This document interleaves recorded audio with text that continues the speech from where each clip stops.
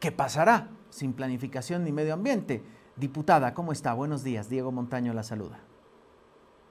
Hola Diego, buenas tardes. No, todavía buenos No, días. estamos a Un 5 minutos. gusto, vamos al borde. Un gusto estar aquí con usted y con toda su audiencia. A ver, el problema que tenemos es grave, en mi opinión. Primero es de visión. Es una completa falta de visión y de entendimiento de los desafíos adicionales del siglo XXI. Y eso que a nuestro presidente le gusta hablar de que estamos iniciando el tricentenario, ¿no ve? O sea, digamos que se esfuerza por tener una visión de largo plazo y de marcar como destino, un destino nuevo de Bolivia. Pero resulta que más allá de decir que estamos en el primer año del tricentenario, que somos la generación del tricentenario, la agenda no puede ser más conservadora, caduca y reiterativa de lo que hemos estado viviendo en los siglos pasados. Si me apura, les digo desde la colonia, el extractivismo. Como lo ha dicho ya un informe del PNUD en su momento, el extractivismo se ha combinado no solo con el régimen colonial y el republicano, sino que dentro del republicano se ha combinado como patrón más que como modelo con gobiernos de muy distinto talante ideológico, por ejemplo, el estatismo o el neoliberalismo. Nunca dejamos de ser extractivistas. El problema es que se considere que eso es una virtud, porque yo entiendo que Bolivia no tiene las mejores condiciones para salir rápido ni significativamente del extractivismo, pero sí se debería plantear unas transiciones hacia alternativas post-extractivistas que ya están presentes en nuestro país a partir de un reconocimiento de que el extractivismo no ha sido la respuesta para este país y la prueba es que el país no sale de niveles de pobreza muy importantes, de dependencia, por ejemplo, de, no sé, precios internacionales de commodities, como por ejemplo los que se estaban refiriendo a los panelistas anteriores, ¿no ve? Dependemos del precio internacional del petróleo que sube y baja y nosotros subimos y bajamos con graves problemas sociales y económicos acá y políticos. Eso es algo que de lo que uno debería desear salir, no quedarse ahí. Entonces, esa decisión, ese reconocimiento fundamental de que el extractivismo puede no ser, digamos, puede ser necesario por ahora, en la medida en que no es fácil salir de él, pero que vamos a promover las alternativas post-extractivistas, a mí me parece una condición de visión básica para este siglo, sin mencionar el asunto que usted acaba de mencionar muy bien, que es que justamente en este siglo uno de los desafíos adicionales es justamente el ecológico a través de crisis, y que estamos hablando ya de crisis graves, como la de cambio climático, o la ONU que ha hablado de catástrofe hídrica, bueno, bancarrota hídrica, perdón, ese es el término que ha utilizado el secretario general Antonio Guterres, la pérdida de biodiversidad, estamos en la sexta mega extinción, y parece que a nadie le preocupa, bueno, en el gobierno, eso suficientemente. Entonces, esa visión de salir del extractivismo, y voy a hacer algo más acá, mencionar las alternativas post-extractivistas que existen en nuestro país. Bueno, todos los sistemas agroforestales que están exportando café, cacao, azaí y otros muy interesantes, chía, la cadena del vino, se podría incluir ahí, la quinoa, la fibra de vicuña, bueno, y así incluso ganadería certificada que la podríamos tener probablemente existe en algunos casos muy específicos. En fin, podemos ir hacia economías digamos, que nos saquen de esa particular forma de inserción internacional que es nefasta. No toda extracción de recursos naturales es extractivismo. Se define, voy a utilizar la definición de Eduardo Gudinas, básicamente, para aclararnos, es básicamente que está fundamentalmente orientada hacia la exportación con muy poco valor agregado y con grandes impactos socioambientales en el país. Eso es extractivismo, ¿no? Entonces, no todo es extractivismo. Habiendo dicho eso, entonces, la visión planteada por el presidente expresa muy bien por qué puede eliminar un ministerio de planificación que además tenía medio ambiente colado, Mm. y resulta que ahora, respondiendo ya a su pregunta, todos esos viceministerios se van a repartir entre los que quedan y previsiblemente el tema ambiental va a quedar subsidiarizado en un ministerio de desarrollo productivo, cuando justamente lo ambiental a menudo, y en Bolivia es el caso, está digamos, enfrentado, teniendo que controlar a lo que está haciendo el sector productivo y no lo estamos haciendo muy bien. Me refiero, por ejemplo, a la agropecuaria en el caso particular, porque minería tiene su propio ministerio, por supuesto los extractivismos tienen sus ministerios, hidrocarburos tienen su propio ministerio y queda el agro que nos está generando muchísimos problemas porque no es en general, salvo excepciones como las que he mencionado y otras más, sostenible. Nos está generando muchísimos problemas. Entonces, preocupa, termino, preocupa porque además las cabezas de sector es como darle al ratón el cuidado del queso. Eh, Son personas que vienen de esos sectores productivos y son los que ahora van a controlar esos sectores productivos para defender el interés común, que es lo que es el tema ambiental, porque estamos hablando de agua, que es vital, de ciclos hídricos de todo el país para que no se quiebren, de las lluvias, ese es interés general. Y se los vamos a dar a las personas que están principalmente ocupadas del desarrollo productivo, yo creo que ese es un error garrafal y de visión fundamental, y que de hecho el Ministerio de Planificación debió haber sido Planificación del Desarrollo Sostenible, y que desde ahí, como se ha planteado ya incluso desde los 90, debió haberse planificado la sostenibilidad del desarrollo nacional y no al medio ambiente a la defensiva después de que se planifica el desarrollo productivo sin consideraciones ambientales, desde el inicio. Gracias, diputada. Nos ha, diríamos, explicado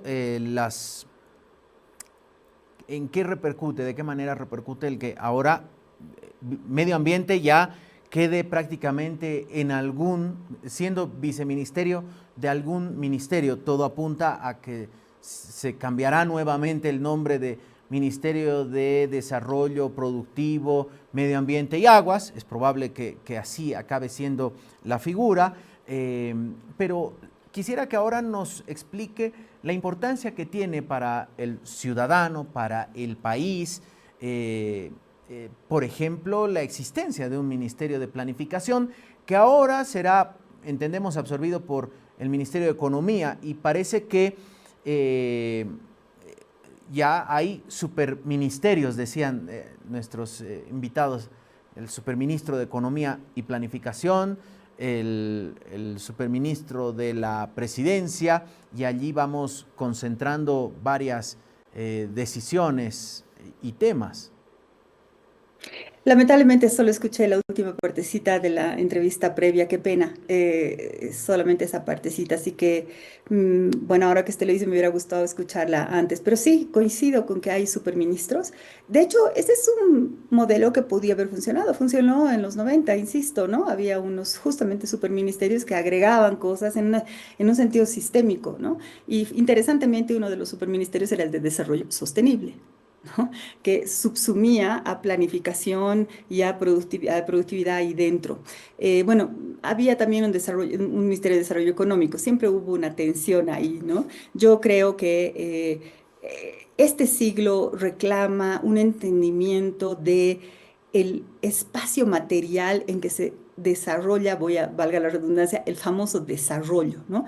Porque hablamos como si todo estuviera suspendido en el aire, pero cada vez que se saca mineral, que se saca soya, que se cría una vaca, que se explora un campo petrolífero, se lo hace en un territorio específico y con unos impactos. Entonces, eso es lo que se ha descuidado en todo este tiempo y por eso tenemos el desastre que tenemos, particularmente, por ejemplo, en las regiones más antiguas del extractivismo, tenemos, ¿no?, lo que se llaman zonas de sacrificio, donde ya prácticamente no quedan después de la minería muchas posibilidades de hacer nada más, no se puede hacer agropecuaria ni demás. Entonces, lo que está mal planteado es eso, o sea, es no entender que hay unos límites biofísicos planteados por la naturaleza que además de ser respetados, deben ser tomados en cuenta desde el inicio para que la actividad sea sostenible y ojalá regenerativa. Y ahí está la oportunidad, porque el tema ambiental, que es un término muy, muy desafortunado por insuficiente,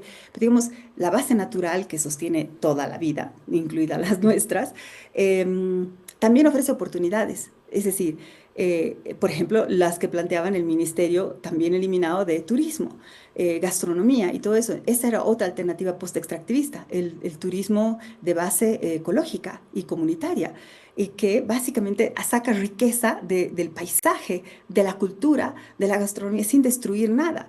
Eso, por ejemplo, es aprovechar de la naturaleza en vez de pelearse con ella como suelen hacer los extractivismos. Entonces, realmente es como, insisto, es una cuestión de una falta de visión de qué es hacia dónde deberíamos ir en este caso, en este país. Y si hubiera podido plantear un otro diseño del Poder Ejecutivo. Termino.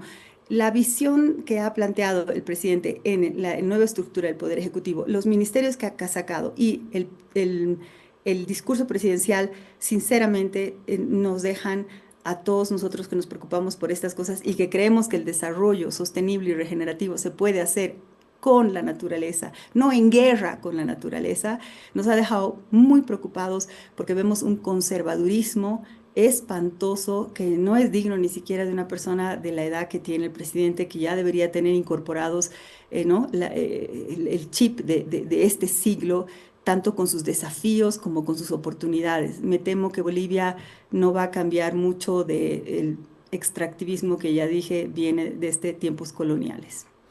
Una última, diputada, tenemos un minutito más. Mañana se ha anunciado en el discurso del presidente que finalmente, después de tantos anuncios, llegará la primera de las 12 leyes que entiende el gobierno son trascendentales, la ley de inversiones. ¿Cuáles los ánimos respecto a esta ley? Si tienen ya alguna información anticipada en la asamblea del contenido del proyecto. Voy a comenzar por lo positivo. Necesitamos cambiar las reglas para que la inversión extranjera llegue a Bolivia. Eso creo que está claro, por lo menos para quienes quieran ver la realidad. Eso, cuando hablo, por ejemplo, de conservación del medio ambiente, de ninguna manera estamos en guerra tampoco contra inversiones extranjeras responsables y muchas veces pueden ser las más responsables, porque además ya responden a estándares internacionales y a un interés internacional que hay, por ejemplo, de proteger ciertos biomas como la Amazonía. Entonces ahí más bien podemos encontrar grandes oportunidades si el Estado plantea bien sus políticas públicas. O sea que vamos a ver lo que llega. Lo que sí, segundo punto, me preocupa es que estas cosas lleguen así, como una sorpresa. Ahí sí reclamo, junto con el líder de Unidad y otros más, que este no sea parte de un acuerdo político. Esto debió haber sido, no debería ser una sorpresa que vamos a desayunarnos con el texto, sino ya debería haber sido un acuerdo que llegue a la Asamblea con un acuerdo elaborado, ¿no? De un acuerdo político. Lamentablemente no es el caso. Y eso también está ocurriendo con las otras leyes que se nos anuncian. Así que bueno, de todas maneras, tercer punto, nosotros estamos en una actitud responsable con el país. La Asamblea lo ha demostrado hasta ahora. Esperemos que no intervengan en la Asamblea de mala manera, como entendí que se está diciendo, vamos a tener nuestra propia bancada más allá de las jefaturas. Oiga, y eso de andar sifonando el sistema de partidos políticos que es casi está tan debilitado y entiendo todas las críticas a los partidos, pero la forma en que se está planteando, digamos, superar eso es, creo, empeorar las cosas. Pero bueno, en todo caso, nosotros vamos a seguir actuando como yo creo que buena parte de la banca de unidad está actuando con responsabilidad y estaremos proponiendo digamos, ajustes si es que consideramos que tienen que haber. Ojalá tengamos el tiempo para hacerlo porque también ha pasado que nos mandan normas que quieren ser aprobadas en pocas horas. Eso no me parece digno de la Asamblea. La Asamblea se tiene que dar su tiempo. Es quien debe legislar, no el Ejecutivo. Así que ojalá que nos demos el tiempo y eso depende mucho de las presidencias, de la directiva y de las presidencias de las eh, comisiones correspondientes.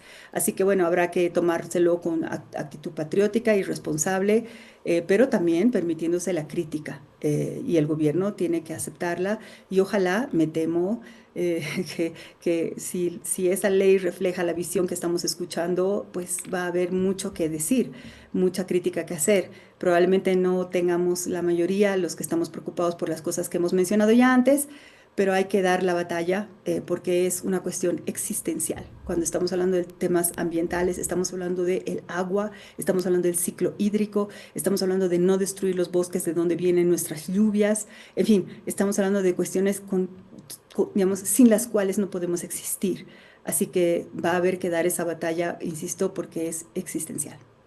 Diputada, muchas gracias por acompañarnos este arranque de la tarde, arrancando esta semana con temas no tan agradables y preocupantes, ¿no? Mientras en el otro lado del mundo hay fuertes sequías, hay preocupación por la reducción de los glaciares, por el incremento del calentamiento global, por el incremento de la frontera agrícola. Aquí, como usted decía, estamos con una agenda conservadora y caduca, prácticamente de principios del siglo XX, en el que la idea del desarrollo era acabar con todo y ya después nos ocupamos de lo demás.